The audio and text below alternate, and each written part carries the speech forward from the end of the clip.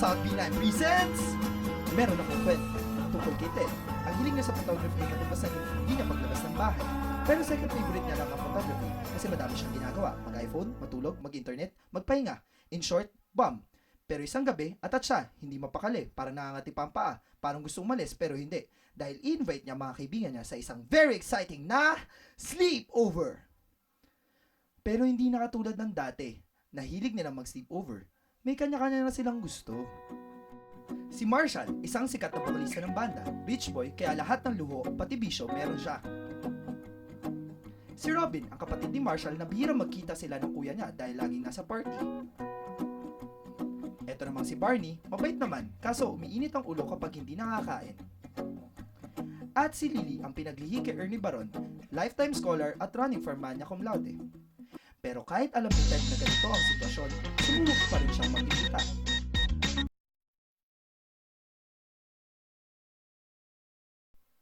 Schoolwork na naman si Lily?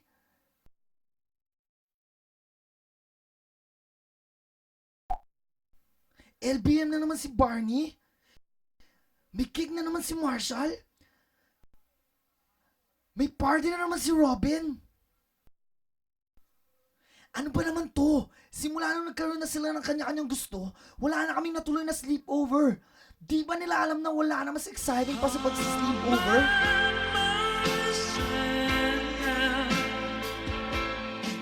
Tulog na nga lang ako. Sa tulog ko lang nakita may mahagamtan. Ha? Nasaan ako? Anong lugar to? Ba't ako nandito? Ba't ako may accent?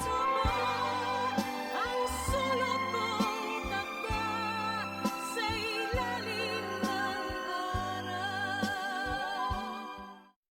Kamusta? Sino ka? Asan ka? Ilabas mo kami dito ni Sophie! Huwag ka mag-alala.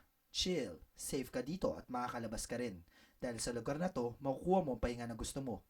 Dahil dalawang bagay lang ang pwedeng mong gawin dito. Magkwentuhan at magpahinga. May pagkwentuhan? Sa box na to? Sa'yo? Hindi nga kita kilala at nakikita eh. Pero pabor ako doon sa pangalawa ha? Magpahinga. I like that. O paano? Madali akong kausap. Tulog muna ako. Don't worry, be happy. Ain't got no place to live. Parang amoy alkalyo si Dino. Oh, Marshall, pare. Ba't ka nandito? Di ba may gig ka? Pre, it's Spanish already. Tsaka wala nga masyadong maalala eh. Ang alam ko lang after nung gig, we drank to death. Then I fell asleep. But when I wake up, I'm already here. Pero why are we here? Pare, Bartong Haven. Huh? Dates na tayo? Kala ko ba punks na dates, pre? Hindi pare. Haven to kasi pwede ka dito matulog all the time at magkantuan. Parang ng mga bata ba tayo? Pre, ikaw lang naman mahilig sa sleepover eh. Mabuti pa, wala rin naman tayo magawa here. Habang nandito us, guess what? I got another burr. And yo, see, let's drink to this. Marshall, lasing ka pa rin talaga. Di mo ba na-gets? Dalawa lang ang pwedeng gawin dito. Magpahinga at kantuhan. Meron akong problema. Huwag mo sabihin Marshall, na naman. Marshall, gising. Hoy, Marshall, si Lilio. Billy? Sinang Billy? I thought Billy Jean's not my lover. Anong Billy? Si Lily. Ah! Si Lily. Lily's here too?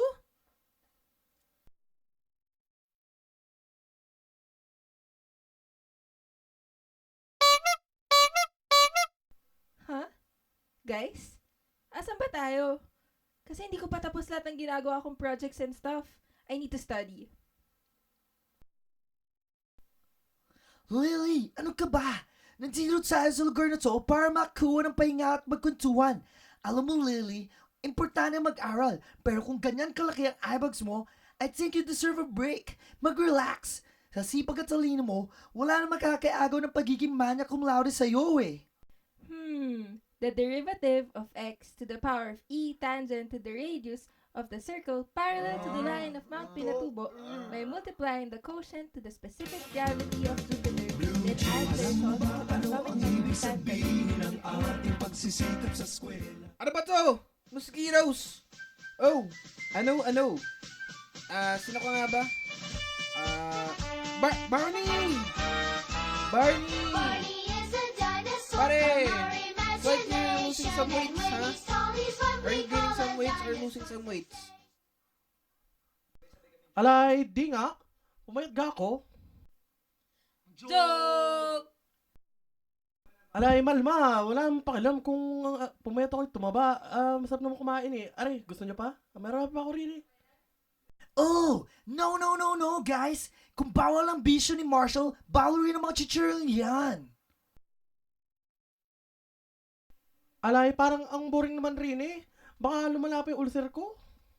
Barney, I believe that it's scientifically and logically impossible for you to be diagnosed with ulcer. LBM yan sigurado. Wait, can't we party? There's sounds too. Huh? May sounds kayong naririnig?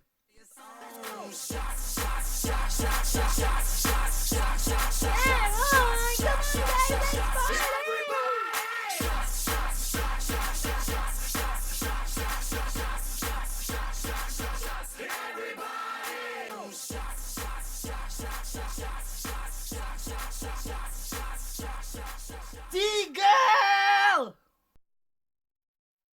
Anong gagawin natin? Siyempre, kuntuhan, pahinga, parang ng mga... Alay, nung mga bata pa tayo. Sleepover. Alay, may kanya-kanya tayong gusto pare. We have our own priorities. Priorities? Oh, Lily, ikaw ang role model dyan. Priority mag-aral, pero minsan kailangan mo din mag-relax kasama kami, mga kaibigan mo. At ikaw, Barney, kanya-kanyang gusto, pagkain, marami ka pang pwedeng gawin. At kayong magkapatid, dati, hindi kayo mapaghiwalay, pero ngayon, nakikita pa ba kayo sa bahay nyo?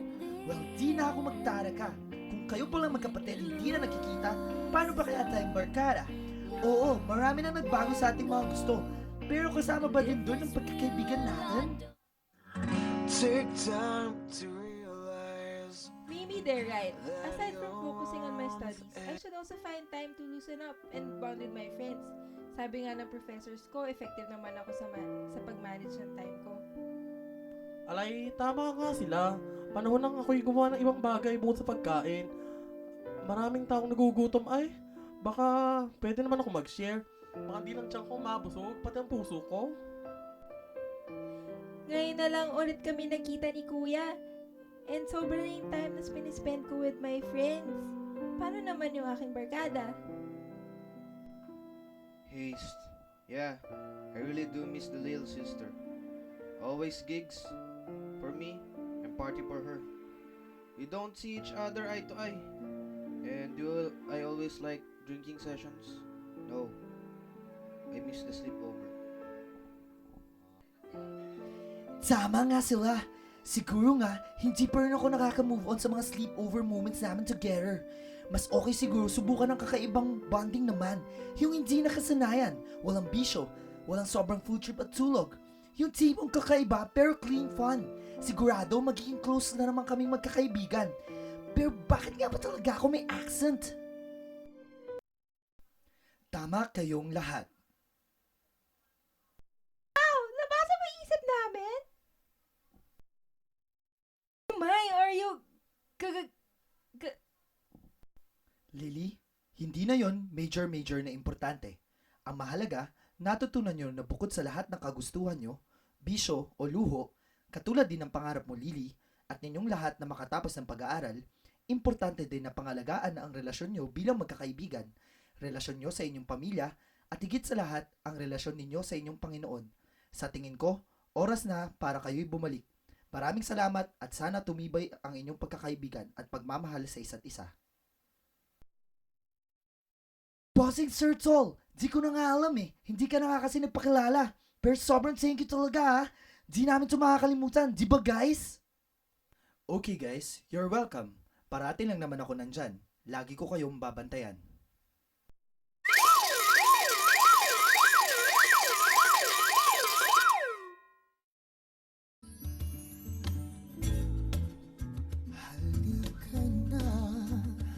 Wow! Panaginip lang pala yun. Nawala na yung accent ko. It was good! To him the Father, Son, Holy Spirit. Amen.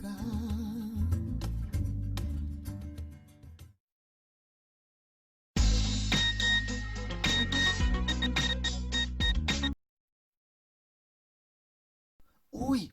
Pares kaya kami ng panaginipan ni Lily?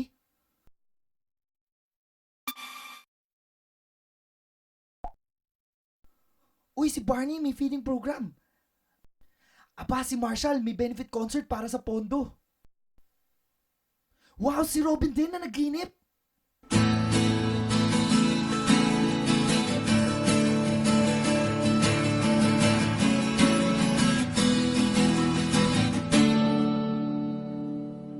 You've given me this brand new day to serve and follow you. You took my tears and Alay made guys, me tayo makaligwa na din smile. Lifted me up.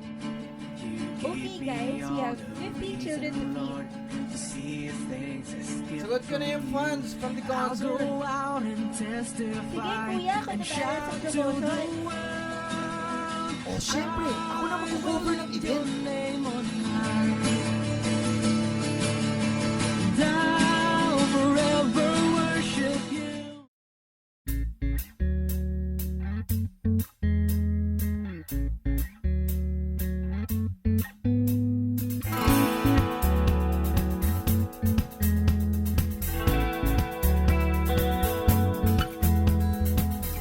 I'm trading my sorrow